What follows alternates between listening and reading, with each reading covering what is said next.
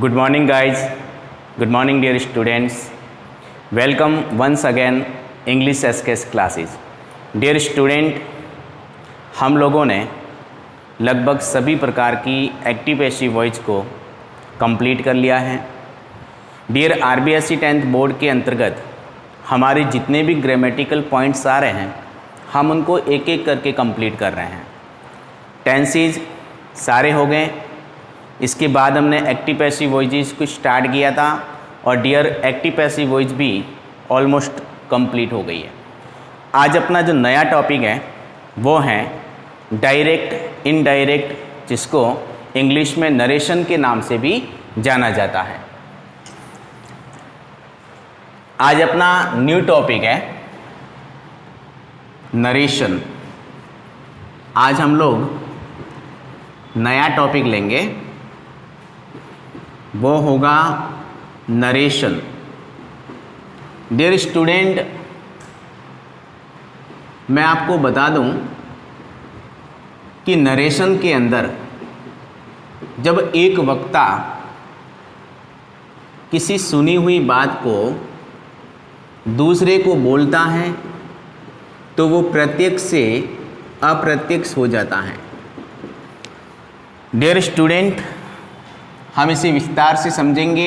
RBSC board के अंतर्गत आपके पूरे 4 नंबर का टॉपिक है नरेशन। 4 मार्क्स का टॉपिक है ये नरेशन। आइए हम इसे आराम से एक्सप्लेन करें। डियर, नरेशन का मतलब होता है कथन। कथन 2 प्रकार के होते हैं। एक तो होता है डायरेक्ट, एक होता है indirect.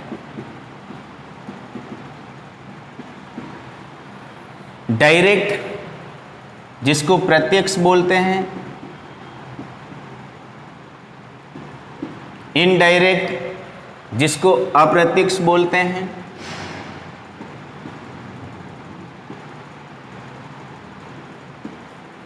Direct indirect. Dear student, जब भी कोई बात किसी के द्वारा किसी को कही जाती है तो वो डायरेक्ट होती है कि वो उसको डायरेक्ट बता रहा है। अब वही व्यक्ति जब उसकी कही हुई बात को किसी थर्ड पर्सन को बता रहा है तो वो इनडायरेक्ट होता है। जैसे राम ने मुझसे कहा मैं पढ़ रहा हूँ। राम ने मुझसे कहा कि मैं पढ़ रहा हूँ। अब राम ने मुझे कहा, डायरेक्ट कहा कि मैं पढ़ रहा हूँ। अब डियर स्टूडेंट, मैं अगर इस बात को किसी और को कहूँ कि राम ने मुझसे कहा कि वो पढ़ रहा था, राम ने मुझसे कहा कि वो पढ़ रहा था। अब राम ने मुझसे कहा डायरेक्ट कि मैं पढ़ रहा हूँ, मैंने किसी और को कहा कि राम ने मुझसे कहा कि वो पढ़ रहा था, तो वो इनडायरेक्ट हुआ। Concept clear? डायरेक्ट जब कोई अपने को प्रत्यक्ष बात करे, इनडायरेक्ट जब अपने उसकी कही हुई बात को हम किसी और को बताएं तो वो इनडायरेक्ट होता है। डियर स्टूडेंट, RBSC आपका जो Rajasthan board of secondary education है उसमें 4 नंबर की बोर्ड में आपको नरेशन पूछा जाता है, डायरेक्ट इनडायरेक्ट पूछा जाता है। डियर, प्रत्यक्ष अप्रत्यक्ष मैंने आपको बता दिया। फिर इसको हल करने के लिए अपने को पर्सन ध्यान में होना चाहिए। हालांकि मैंने आपको अच्छी तरह से बताया था कि पर्सन 3 होते हैं। फर्स्ट पर्सन जिसमें आई और वी आता है। आई यानी मैं, वी यानी हम। फिर इंग्लिश के अंदर सेकंड पर्सन आता है। डियर स्टूडेंट, इसमें केवल यू आता है यानी तुम। फिर थर्ड पर्सन जो होता है, थर्ड पर्सन उसमें डियर स्टूडेंट आता है ही, सी, ईट, दे, एनी नेम। डियर स्टूडेंट, मैंने आपको एक क्लास में भी बहुत ही अच्छी ट्रिक बताई थी, ही, सी, ईट, दे, किसको मारो? एनी नेम, जिसका भी नाम आएगा उसको मारेंगे। यानी कि ही पुरुष के लिए होता है, सी वह स्त्री के लिए होता है, ईट वह न्यूटर नपुंसकलिंग के लिए होता है, दे यानी वे होता है, एनी नेम यानी किसी का भी नाम। 3 पर्सन कंठस्थ कर लेना, क्योंकि आगे डायरेक्ट इनडायरेक्ट जितने भी हम सीखेंगे उसमें एक सूत्र आएगा सन। सन सूत्र आएगा। डियर फर्स्ट पर्सन जो है, ये जो आपको फर्स्ट पर्सन दिखाई दे रहा है आई और वी, वो सब्जेक्ट के अनुसार चेंज हो जाएंगे। फिर डियर स्टूडेंट हम बात करेंगे second person change to object, third person no change. इसमें विशेष ध्यान देना है, 3 पर्सन डायरेक्ट से इनडायरेक्ट में बदलते समय चेंज होंगे। डियर फर्स्ट पर्सन जो है, फर्स्ट पर्सन जो अपना होगा वो सब्जेक्ट के अनुसार चेंज होगा। फर्स्ट पर्सन सब्जेक्ट के अनुसार। डियर स्टूडेंट सेकंड पर्सन जो है वो सन सूत्र है। ये सन याद रखना, आप बस बेटे को याद रखना, सन। सन अगर आपको याद है तो आपका ये कॉन्सेप्ट क्लियर है। डियर फर्स्ट पर्सन चेंज होगा सब्जेक्ट के अनुसार, सेकंड जो पर्सन है वो चेंज होगा ऑब्जेक्ट के अनुसार। थर्ड पर्सन जो है वो no change, N means no change. जब भी हम डायरेक्ट से इनडायरेक्ट बनाएंगे ना डियर स्टूडेंट, तब अपने को ध्यान में रखना है कि फर्स्ट पर्सन जो है वो सब्जेक्ट के अनुसार बदल जाएगा, सेकंड पर्सन जो है वो ऑब्जेक्ट के अनुसार बदल जाएगा, लेकिन थर्ड पर्सन चेंज ही नहीं होता, ये तो वैसे का वैसे आएगा। अब इसके अलावा डियर स्टूडेंट, इसके अलावा भी टेंसेस चेंज होंगे, वो भी मैं आपको बता दूं। पहले सारे रूल्स हम सीख लेते हैं, नियम, उसके बाद हम एक एक करके डायरेक्ट को इनडायरेक्ट में बदलेंगे, जिससे आप आसानी से समझ पाए। डियर आज अपना जो टॉपिक है वो है नरेशन। इसको डायरेक्ट इनडायरेक्ट के नाम से भी जानते हैं, डायरेक्ट इनडायरेक्ट स्पीच, इस नाम से भी इसको जाना जाता है। अकॉर्डिंग टू RBSC आपके 4 नंबर का टॉपिक है। डियर स्टूडेंट, अब हम चेंज टू टेंस की बात करेंगे। Change to tense. Dear student, विशेष ध्यान रखना, मैं एक सारणी के द्वारा आपको बता रहा हूं। Just I am making bar here, I am drawing bar here. We are talking about narration, direct, indirect. You must keep in mind how can we change direct to indirect. This is direct speech. Dear, हमें change करना पड़ेगा indirect speech. हम जो change कर रहे हैं वो है चेंज टू टेंस। ध्यान रखना, डायरेक्ट स्पीच में जब प्रेजेंट सिंपल आएगा, प्रेजेंट सिंपल वो बदलेगा पास्ट सिंपल में। Dear student, keep in your mind, mostly you must recognise this all of present simple.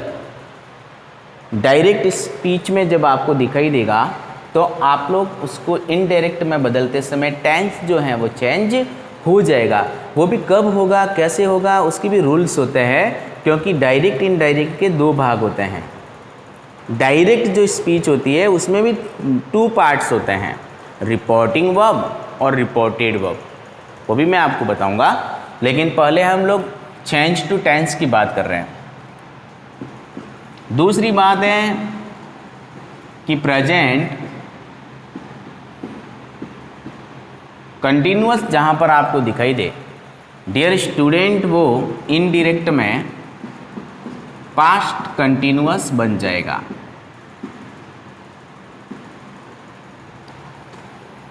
तीसरा ध्यान रखना है कि प्रेजेंट परफेक्ट जो हैं, डियर स्टूडेंट, अब आपको तो पता लग ही गया होगा कि ये सब टेंस क्या है, क्योंकि मैंने स्टार्ट में सबसे पहले आपके लिए टेंस स्टार्ट किए थे, क्योंकि मुझे पता है कि tenses are the soul of English.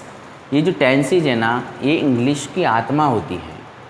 इनके बिना तो हम चल भी नहीं सकते, बोल भी नहीं सकते, सोच भी नहीं सकते, क्योंकि English is not only subject, it is language. Dear, जहाँ पर भी आपको प्रेजेंट परफेक्ट दिखाई दे वहाँ पर हमको लेना है पास्ट परफेक्ट।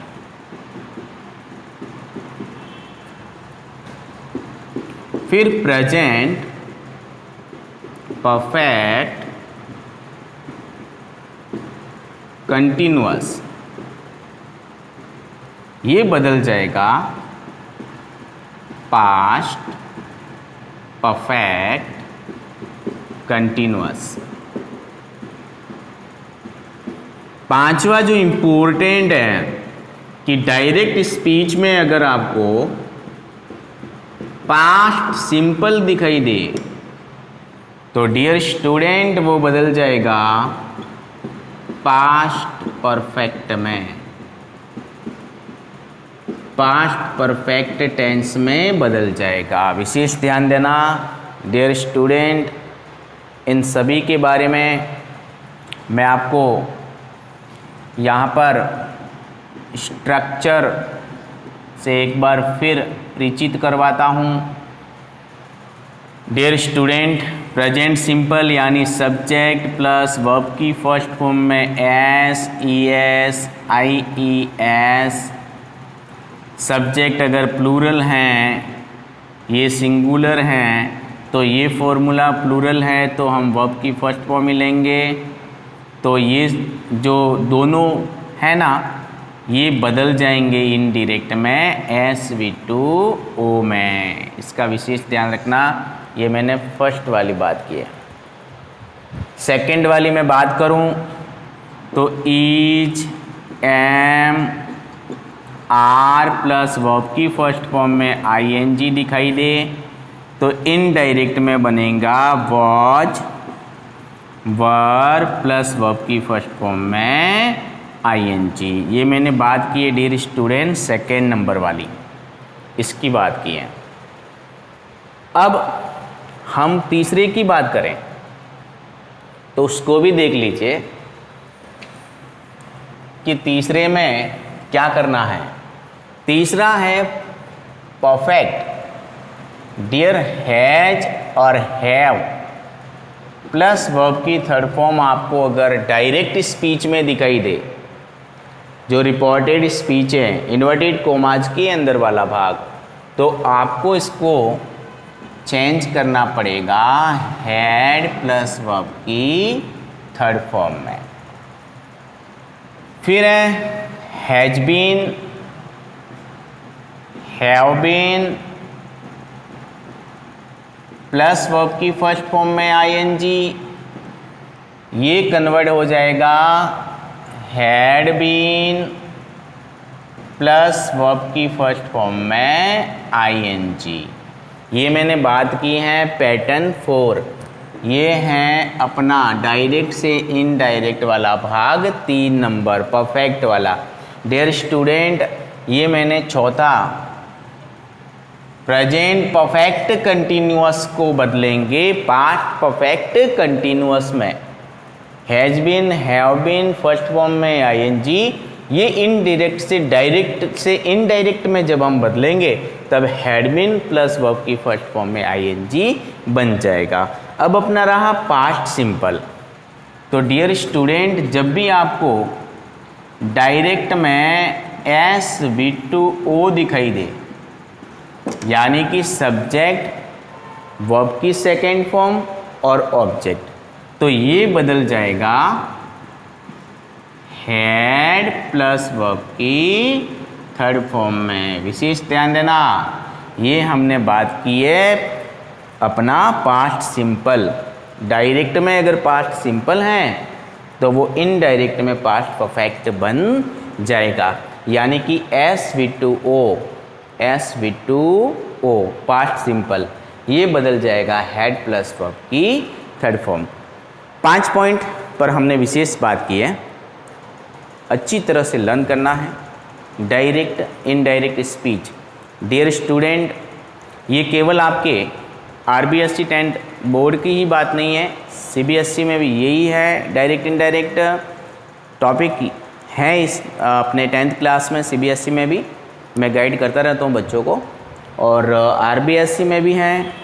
आगे जब भी आप बड़ी क्लासेस में जाओगे, क्लासेस तो छोड़ो, आप कंपटीशन एग्ज़ाम देने बैठोगे सारा एजुकेशन कंप्लीट करके। डियर स्टूडेंट, आजकल जनरल इंग्लिश के नाम से हर कंपटीशन एग्ज़ाम में यही टॉपिक्स आते हैं, active passive voice, direct indirect. तो इनको कंटेस्ट कर लीजिए ताकि आने वाले समय में भी आपको कोई परेशानी नहीं हो। डियर स्टूडेंट, तो हमने आज बात की है लगभग डायरेक्ट इनडायरेक्ट के जो चेंज होते हैं, मैंने आपको बता दिया।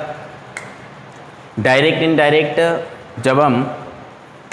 जब वक्ता किसी बात को रखता है, डायरेक्ट स्पीच होती है। वही बात जब सुनने वाला लिसनर होता है वह किसी और को कहता है तो वो इनडायरेक्ट होता है। डियर स्टूडेंट, इसके 2 अंदर वाला भाग बाहर वाला भाग 2 भाग होते हैं, जो मैं आपको बता दूं। 2 भाग भी होते हैं इसके।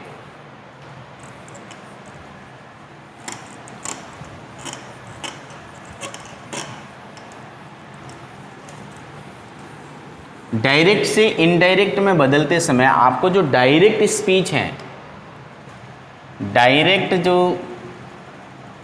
डायरेक्ट स्पीच है डियर स्टूडेंट, उसके भी 2 पार्ट आपको दिखाई देंगे। पहला जो बाहर वाला भाग होता है उसे हम रिपोर्टिंग वर्ब कहते हैं। दूसरा जो अंदर वाला भाग होता है उसे हम रिपोर्टेड वर्ब कहते हैं। वर्ब बोलो, स्पीच बोलो। डियर स्टूडेंट, एक ही सेंस निकलता है यहाँ पर। जब ये डायरेक्ट की बात कर रहा हूँ मैं, डायरेक्ट स्पीच का जो क्वेश्चंस हैं वो आपको डियर 2 भाग में दिखाई देगा, रिपोर्टिंग वर्ब, रिपोर्टेड वर्ब। अब कैसे? फॉर एग्जाम्पल मैं अगर बात करूँ कि राम सीज मी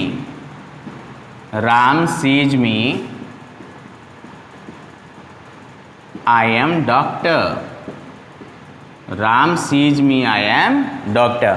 मैं केवल आपको अभी डायरेक्ट स्पीच के टुकड़ों के बारे में बता रहा हूँ, भाग के बारे में बता रहा हूँ। डियर स्टूडेंट, जो बाहर वाला भाग है, एक इन्वर्टेड कोमाज के अंदर वाला भाग है, तो 2 भाग होते हैं।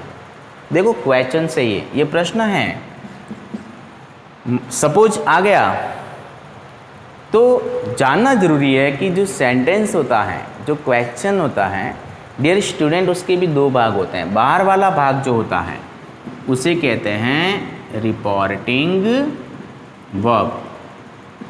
डियर जो अंदर वाला है, जो इन्वर्टेड कोमा के अंदर आ गया, ये शूटिंग चल रही है और ये शूटिंग चलने के बाद पैक हो गई, रिलअप हो गई, देखो ना, पैक भी कर लिया इसको। तो जो पैक हो गया है उसको कहते हैं reported, reported verb. Okay dear, कल हम और आगे बात करेंगे। डियर स्टूडेंट, मैंने आपको आज नया टॉपिक नरेशन, डायरेक्ट इनडायरेक्ट के बारे में बताया।